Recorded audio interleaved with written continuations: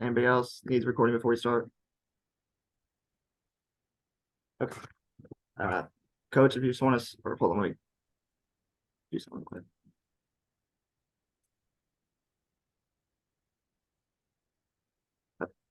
Coach, if you just want to start with the opening statement about big game tomorrow.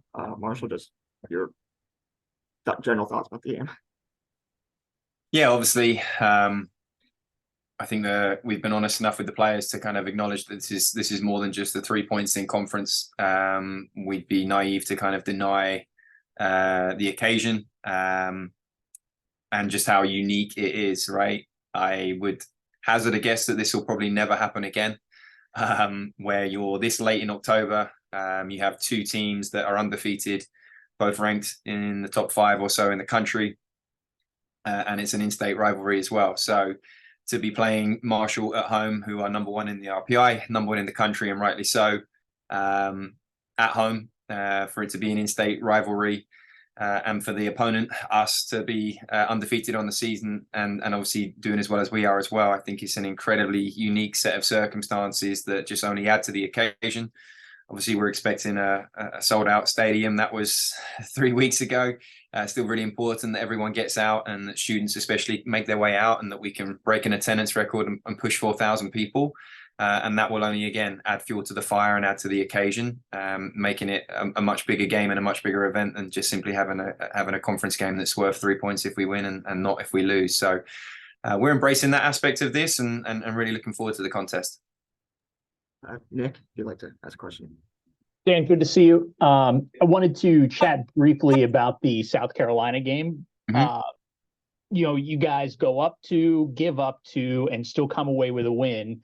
So 2-part question. Why did you guys have breakdowns at the back to allow them back into the match? And did you like the way that your team responded in the final 20 minutes or so?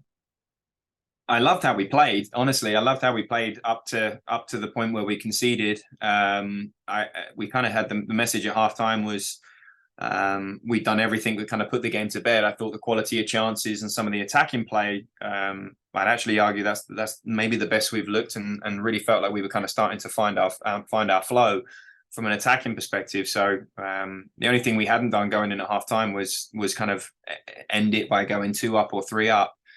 Talked about us feeling like we were on the verge of maybe the most well-rounded complete performance of the season, and if we could get the second, that we should be hungry to go on and get the third.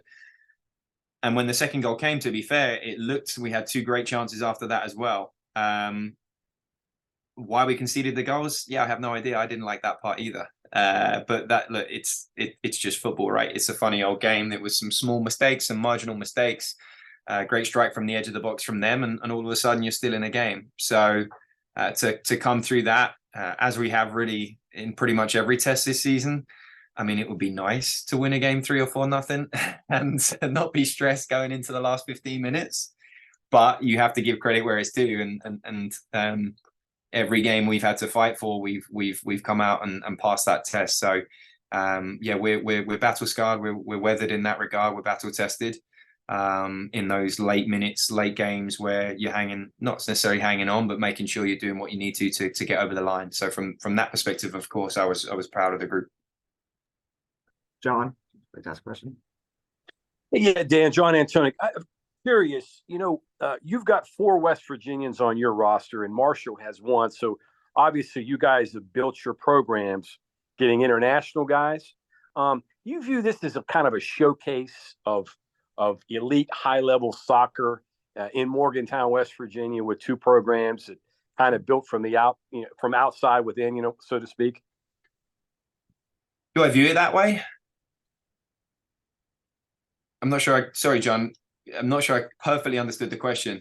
Well, just the fact that you guys have built with international talent, and all eyes are going to be on Morgantown, West Virginia tomorrow, whether they're there or whether they're watching that live stream. There are going to be a ton of people that are involved in college soccer are going to be watching that match.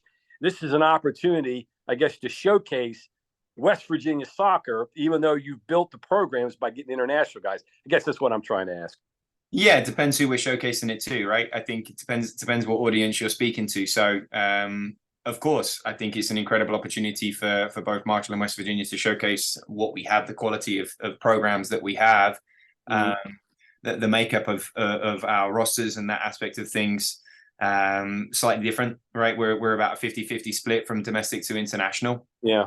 They're a little stronger than that from an international perspective. We love the idea of having in-state talent. We love the idea of having a core group of domestic players that maybe have a truer sense or certainly a better understanding quicker of what it means to represent a university. That they may have ties to West Virginia a little bit quicker than some of our internationals, but I can assure you that they come and they develop, and both Chris and I are walking testimonies of that. So there's a few ways to look at it, right? You could look at it as just how diverse the populations are within and the demographics are within both of our squads, and I hope you're going to see two groups of young men that are fighting tooth and nail for the name on the front of their shirt, and for two programs that respectably or respectfully, should I say, represent West Virginia perhaps better than any other. And what you can do to have a young man from Japan or France or Germany or Spain, how quickly you can develop that level of investment into not just your program, not just the university, but the community and the state as well. And I would celebrate that aspect of what tomorrow is going to represent. And one other quick question here. I know Chris has not really brought up West Virginia much. He went one match at a time. How much have you mentioned it to your guys before, obviously, you got into planning this week?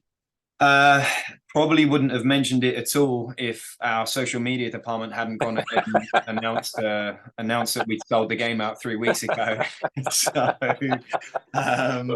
felt obligated to bring it to touch on it, to address the elephant in the room and just remind everyone that I think at that stage we still had 5 games to go before we even got to this. So again, credit where it's due, right?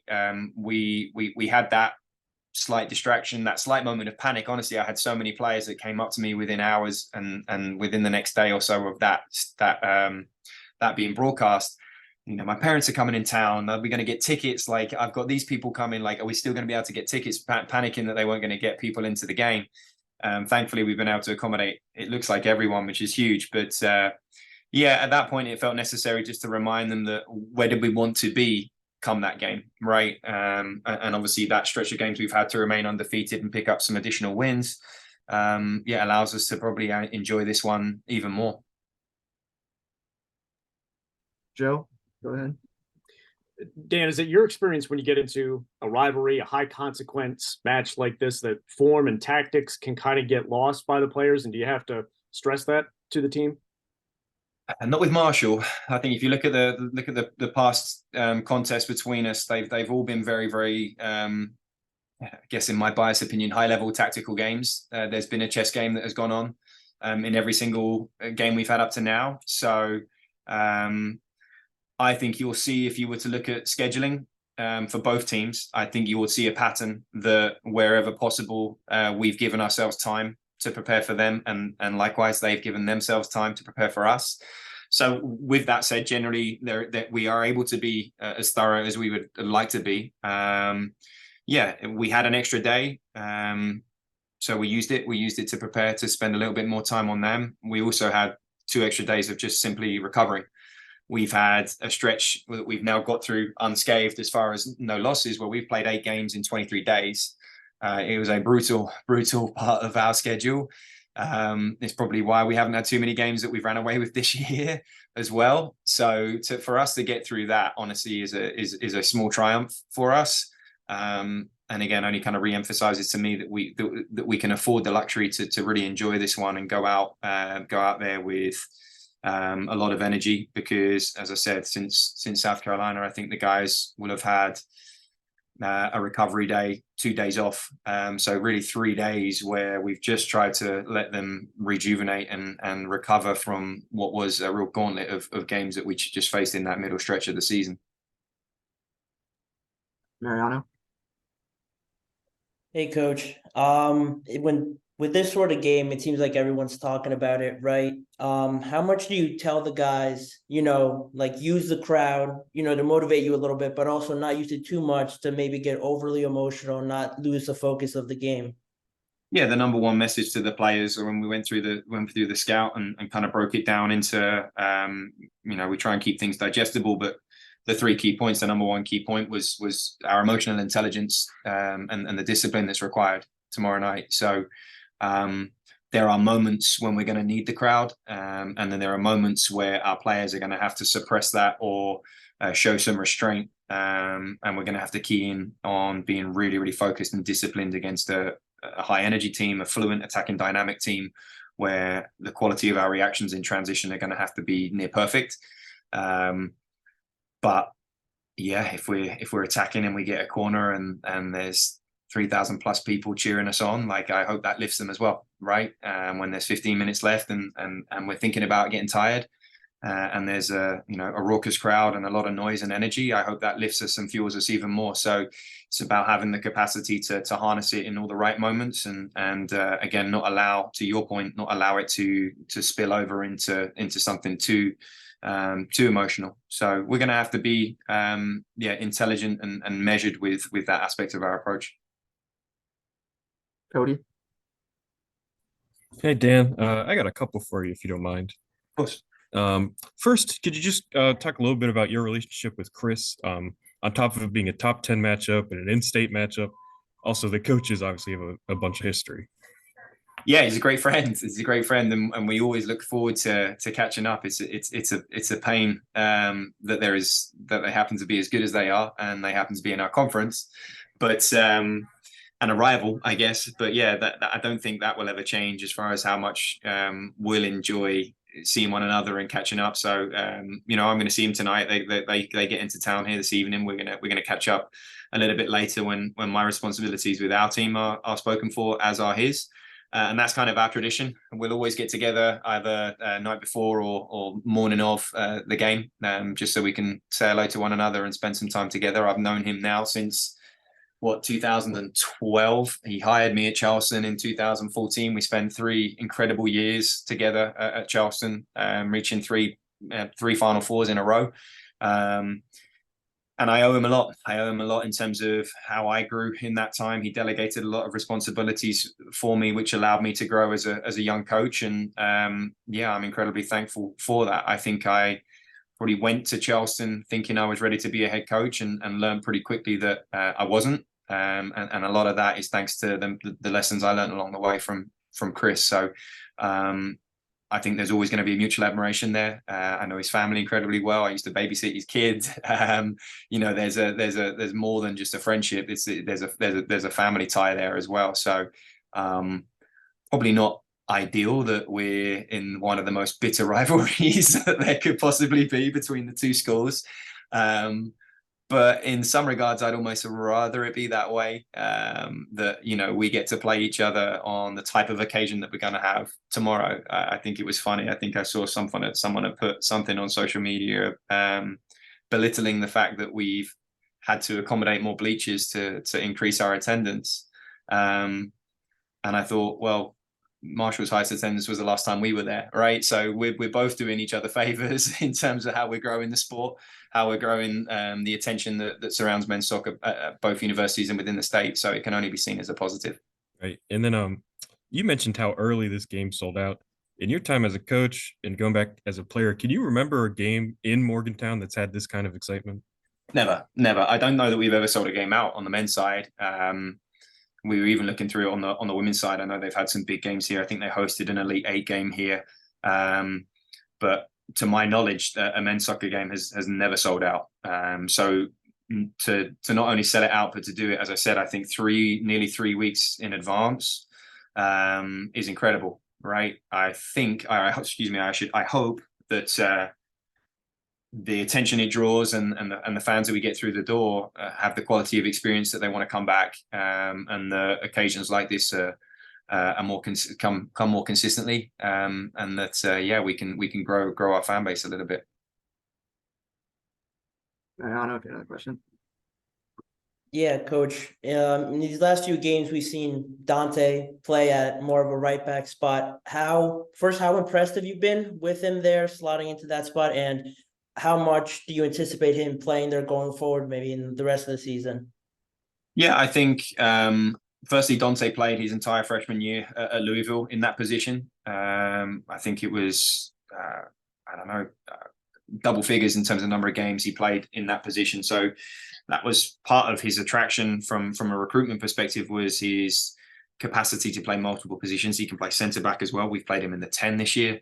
He can play central midfield. So we knew when we recruited him that he was versatile. It was a little bit out of necessity, quite honestly. We obviously had sad news a few weeks ago when Ryan Varbel broke his ankle and kind of put an end to his freshman campaign. Thankfully, he can still medically redshirt.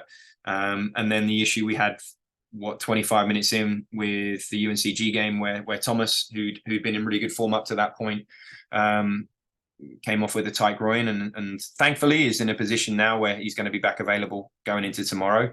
But yeah, I mean, the influence that he had, obviously the impact he had when he came on against James Madison, getting the assist. I thought he was tremendous against South Carolina when he was fit. Again, he's still working that aspect of things. So in that capacity, we could use him when he was still feeling and looking sharp. I thought he was very, very effective for us. So it's great to have him in that role. We welcome Thomas back with open arms into the squad and into the options that we have there going into tomorrow, which again potentially frees up more rotation in midfield for Dante as well. So yeah, he's a useful pet to have in the sense that he can fill a lot of different roles, and every team generally tends to find themselves with one or two players like that have that utility tag. He's more than that, without a doubt. And again, this is only just kind of emphasized or showcased his qualities with what he's done in the last couple of games coming in at right back for us. Nick? Dan, I don't want to belabor this point. I know that a lot has been made of this match, but I do want to hone in just briefly on the fact that you, Andy, and Nick all played together in some big matches back in your day and are now doing this thing together coaching. Has that sunk in at any point in this week that you guys in this new role as coaches are at the center of one of the biggest moments in program history? No, can I take a second to allow it to? No, like I think you're always looking for something in the lead up to a game like this, right? As far as just little inspirational things here, there, and whatever, some motivation, whatever it may be. So we actually look back at what our record is since 2000 against top 5 opponents, right? And just how rare it is to play the number 1 team at home. I think we've done it on 3 occasions. So since 2000 and technically since 2006, because that was the first time we played someone a number 1 at home, but against top 5 opponents at Dick DeLess since 2006. So in the last 17 years, we're 5-1-1. The single loss was against Maryland. I happen to be at University of Charleston, so I can't claim to be associated with that one. But as player, assistant coach, or coach, 5-0-1 at Dick DeLesque, when it really counts, if you like, against top 5 opponents. So I'd love to keep that goose egg tomorrow and remain undefeated in those high level games. But if a stat like that can't give our players a little bit of an extra element of belief that we're capable and that teams in the past have shown that they're capable and just what a fortress Dick DeLesque can be, then I don't know what will. So yeah, that was a pretty, if you like, reassuring stat for us. Anybody else have any other questions? Just jump in if you do. All right, I guess we're good. Thank you, everybody. There you go, coach. Just stick around for a second. Thank you.